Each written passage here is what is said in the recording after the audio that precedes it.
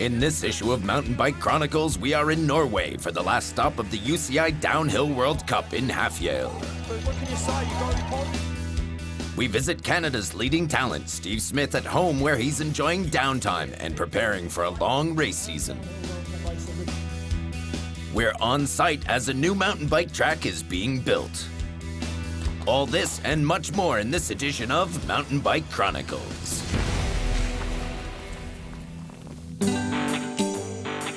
Today, few would argue that Steve Smith is the best downhill mountain biker in Canada, but few know of his chance beginnings in the sport. My very first bike, I was about 5 years old and my grandma worked out a deal with a guy we knew.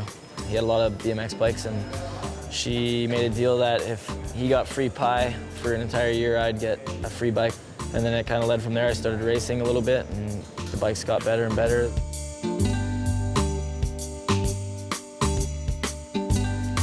Well, yeah, when I was a junior, I'd gone to World Champs and I'd started seeing guys that were doing it full time as their job and racing the World Cup circuit. And as soon as I knew people were doing that, that's what I wanted to do.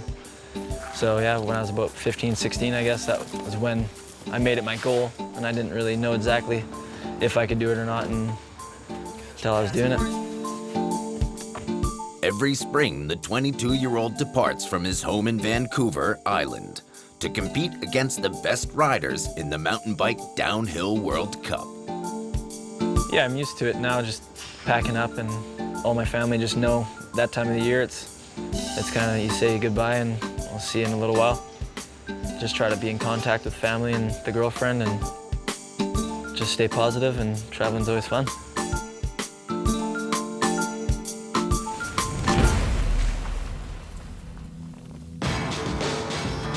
In idyllic Hafjell, Norway, the last of 7 races in the UCI Downhill World Cup takes place.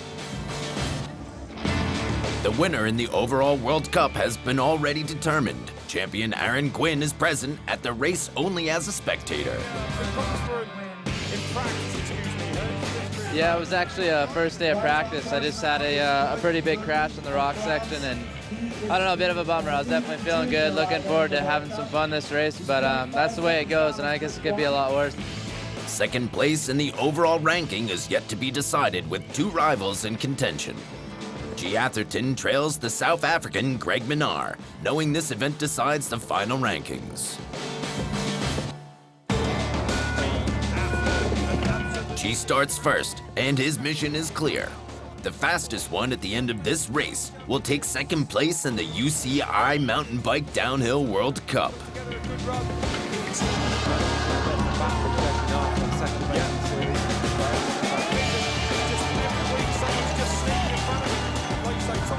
G's run is good, and for the time being, he's in the lead.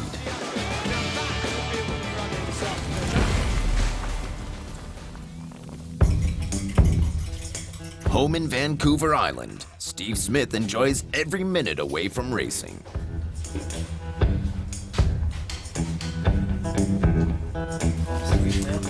Depends on the time of year, but during the race season, if I have a week at home, I do as much as I can. Really, it's good to be home, go out on the moto and fish and just basically enjoy home time.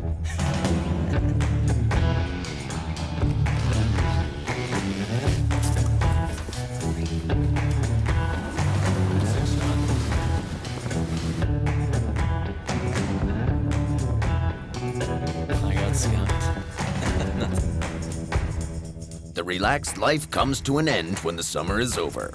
Then the Canadian will be dedicated to his hard training program in preparation for a long downhill World Cup season. Wintertime, it can be quite miserable out, so it's easy to put the head down and just focus on training. And yeah, when spring comes around, I just spend as much time I can on my bike, along with my training. So it really just depends on the weather throughout the winter and how I approach things. His roots lie in mountain bike sport. The 22-year-old will probably never leave this path. Who knows what I'll do after, but I don't ever want to just cut mountain biking out of my life. I love it, and I'd like to ride a bike until I die.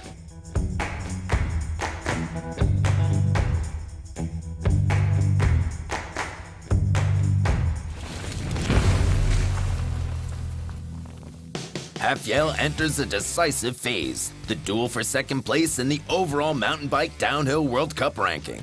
G. Atherton has made his contribution already and is still in the lead. The Swiss Nick Baer wants to change that and starts with vigor. Decided to back it off and not sprint down the line. So what has Nick Baer got for us this afternoon? Looking engaged, big afternoon engaged team managers. His run is good, but not good enough to knock G from the top. For now, he congratulates him on the lead.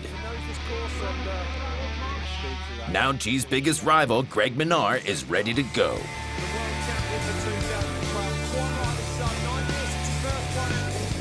Greg must take the lead to secure second place in the overall World Cup rankings. His run does not look good in the middle section. He's behind. In the lower part, he again gives everything and secures the lead. And second place in the World Cup overall.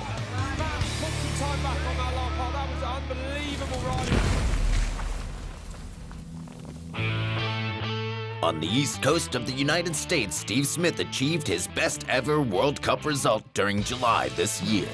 Yeah, Wyndham was good. It was my best World Cup result yet. I've been on a bunch of podiums, but I still haven't. It was the first time I cracked the top three. I've had lots of fourths and fifths, so I got second there, and it was tight, and it was definitely good. It was good for the confidence. So, Stevie Smith, Vinci Global Racing, it's Canada Day, and he would love to deliver a result today here in it's not going to go from Steve, it's not going to come down the lane. Is it going to be enough? 3 seconds. 2 months later, he continued his good form at the World Championships in Austria. World Champs at Leogang were good as well. Everybody's obviously trying full tilt. It's not a series, and consistency, it's a one-off race. Just you really want to win it, and that's kind of what counts. And yeah, I felt like I had a good run and everything, and I finished third, so to be on the podium at Worlds I'm pumped and would love to win, but you know, better be on the podium than nothing.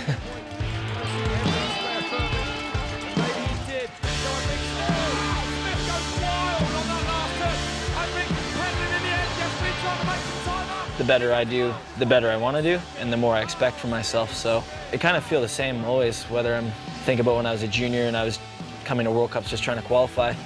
I don't think the pressure's changed since from then till now, where now I'm trying to win and trying to be on that podium.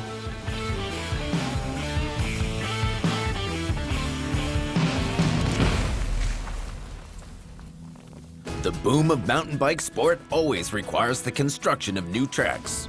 The most famous of these trails are built into the mountain in Whistler. This trend also is spilling into Europe, where more and more routes are built. This year in Zillertal, Austria, a new modern mountain bike trail has been created. The course was planned 2 years ago.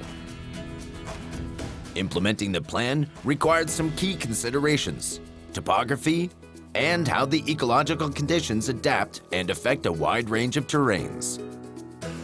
Also, to prevent erosion, special places where water collects are also used to treat the course. At the beginning of the last part during the construction of the trail, we encountered 2 springs. It was very important to us that we solve this problem, because if we would have left it like this, then the trail over time would have no longer been passable. Even in heavy rain, the train would have slipped, so we decided to build a drainage. For drainage, a flow strip is designed and then coarse gravel tipped over in order to ensure the flow of water. The final process is to compact the earth to increase the density of the soil. Only after a winter is the route then stable and ready to roll.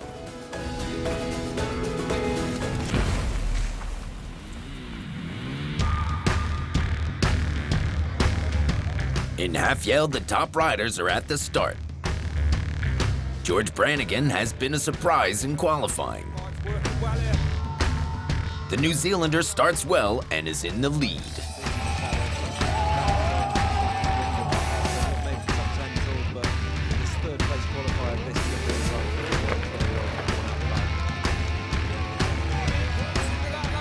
He keeps pace until the finish and takes the lead sensationally.